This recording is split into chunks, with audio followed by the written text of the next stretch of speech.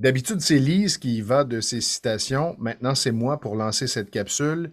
Viser la perfection égale atteindre l'éternelle insatisfaction. J'y crois. Il y en a tellement, tellement qui utilisent cette expression. Hmm, Je veux être parfait. C'est pas parfait, mais oui. j'aimerais tellement ça que ma présentation soit parfaite, que ma communication soit Mhm. parfaite. On va se le dire, on va le répéter, on va le souligner en rouge, en bleu, en mauve, en jaune. Oui. La perfection n'existe pas. Être parfait. Parce que la Mhm. perfection veut dire qu'il n'y a rien, rien, rien à corriger. Exact. C'est C'est parfait. 100% coulé dans le ciment. Je peux pas me Ben, permettre de faire une erreur. alors, s'il y en a un qui connaît la recette de la perfection, moi, je suis preneur, mais à ce que je sache, ça n'existe pas. Donc, pourquoi viser la perfection? Vise l'excellence. Vise le Oui, meilleur de oui. toi-même. La vie est un face-à-face avec soi. C'est avec soi qu'on a à discuter et à rendre des comptes. C'est pas avec l'autre. Donc, qu'est-ce que je peux faire pour m'améliorer, pour Exact, avancer, j'allais pour dire. progresser? Oui, ça va nous permettre de faire des erreurs, des petites, des moyennes, et de progresser. Et c'est comme faire de son mieux. Alors, c'est atteignable. Alors que je pense que c'est inatteignable, hein, la perfection.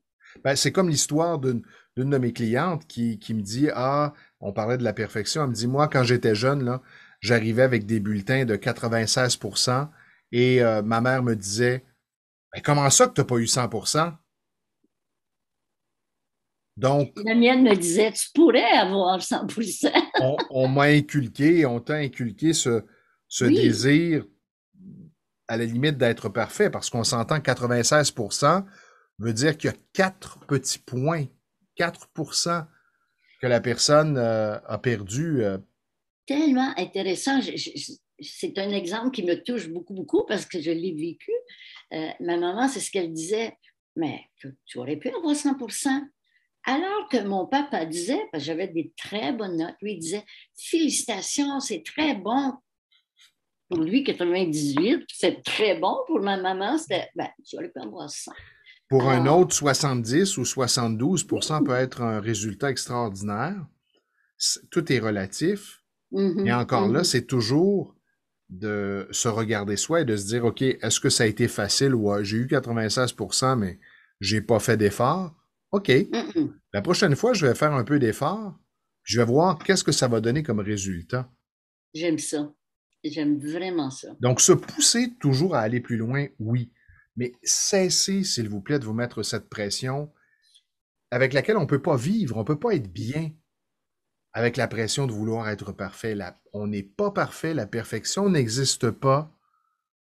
D'après moi, les conséquences, Stéphane, peuvent être même la dépression, la déception. Ça pourrait être l'arrogance. Moi, j'ai déjà vu des gens là, qui se disaient parfait, arrogant, arrogant, parce qu'il faut que ce soit parfait. Il y a des conséquences incroyables. Alors que l'excellence, pour moi, ben, ça va me donner confiance. Je veux progresser.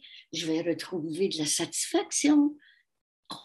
Les deux ne se ressemblent pas. Et pourtant, le mot excellent, c'est un mot qui a une portée assez significative. Ouais, absolument.